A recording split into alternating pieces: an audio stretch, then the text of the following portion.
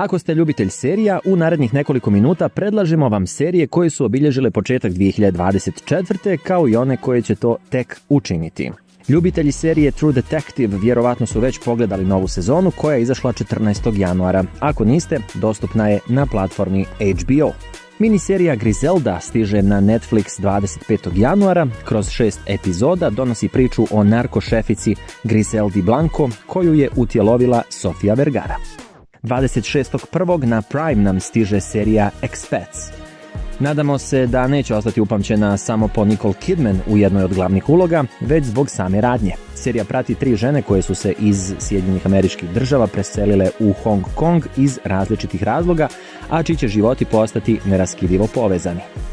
Na samom kraju januara nam na FX stiže druga sezona antologijske serije Feud. Ova sezona donosi priču o ženama iz visokog društva koje su bile prezrene nakon što je njihov prijatelj Truman objavio oštre priče o njihovim tajnama i intimnim životima.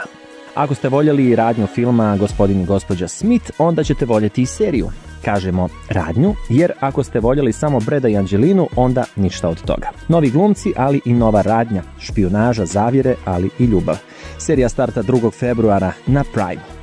22.2. na Netflix stiže Avatar The Last Airbender. Dugo iščekivana igrana adaptacija animirane serije Nickelodeon iz 2005. godine prati avanture Anga i njegovih prijatelja koji se bore da spase svijet pobjedivši vatrenu naciju. Ako volite The Walking Dead i sve što je proisteklo iz nje, onda ćete 25.2. na AMC-u pratiti spin-off The Ones Who Live. Prati događaje nakon 9. sezone originalne serije.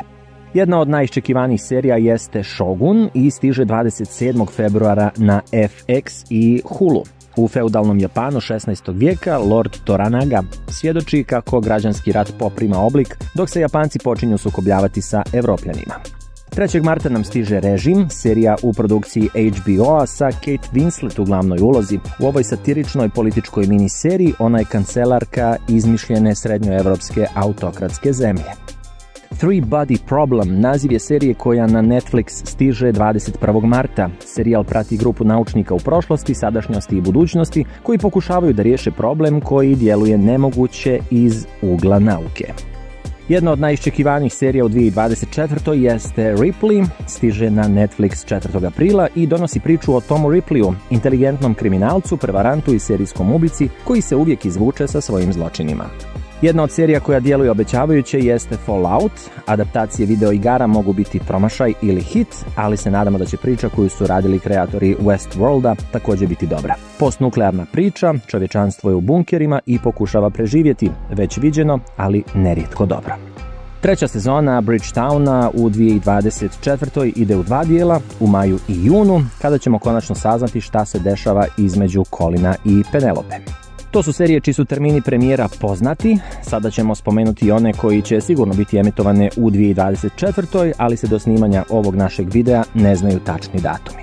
HBO nam donosi miniseriju Simpatizer, istorijsku crnu komediju koja prati kapetana dvostrukog agenta koji špijunira svoje kolege, vojnike u vojsci Južnog Vijetnama za Sjeverni Vijetnam. Showtime donosi seriju Gentleman in Moscow. Tokom boljševičke revolucije sretni ruski aristokrat spašen je od smrti i stavljen u kućni pritvor u ovoj miniseriji sa Ivanom McGregorom u glavnoj ulozi. Netflix donosi seriju Black Doves, špijunsku seriju u kojoj glavna glumica započinje ljubavnu aferu koja ugrožava njen identitet. Platforma Max priprema seriju Dune, prequel istoimenog filma. Radnja serije prati radnju koja se dešava 10.000 godina prije radnje iz prvog dijela filma.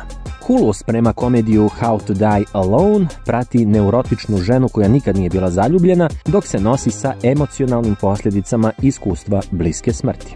Roman Dama u jezeru adaptiran je u televizijsku miniseriju u kojoj glume Natalie Portman i David Corenswet. Seriju producira Apple TV, bit će smještena u Baltimore 60-ih. Kad se glavni lik uključi u istragu neriješenog ubistva, stvari će se zakomplikovati.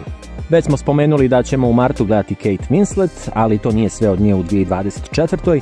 HBO Max u ovoj godini donosi seriju Trust, prati priču Benjamina i Helen Rusk.